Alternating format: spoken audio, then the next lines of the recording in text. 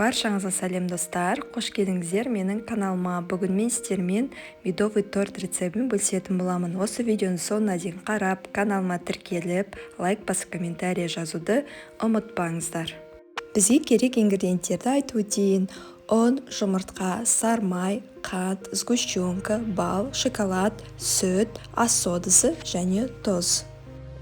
Сотейімізге бал мен ас содасын салып,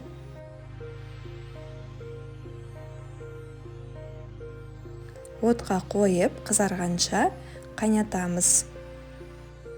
Міне осындай болып шығу керек. Енді сармайымызды қосып, ергенше араластырамыз. Баяу отта. Жұмыртқа қантты қосып, миксермен араластырып аламыз. Жұмыртқаға жаңа 5-10 минуттай суған балымызды асықпай құйып, венчикпен араластырамыз. Ұн, тұз салып, тағы да араластырамыз.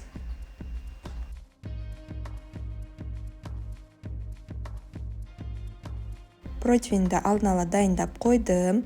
Қамырымыз осындай болып шығу керек. Енді қамырымызды противенге құямыз. 180 градусқа 10-12 минутқа пістіріп аламыз. Крем дайындайтын боламыз. Сармай, сгущенканы жақсылап миксерге араластырып аламыз. Міндетті түрде салқын болу керек. Медовый тортқа алдын ала 2 бисквит пістіріп алған болатынмын. Енді осыны айналасын пышағымызбен кесіп шығамыз. Жаңағы бисквитімізді ортасынан тағы да бір рет бөлеміз. Тортымызды жинейтін боламыз. Креміміз осындай қоймалжың болып шығу керек. Енді бисквиттердің үстеріне жағамыз. Бисквиттен қалған корждарымызды блендерге үгітіп аламыз. Жаңа үгіткен корждарымызды торттың айналасына сүйіп шығамыз.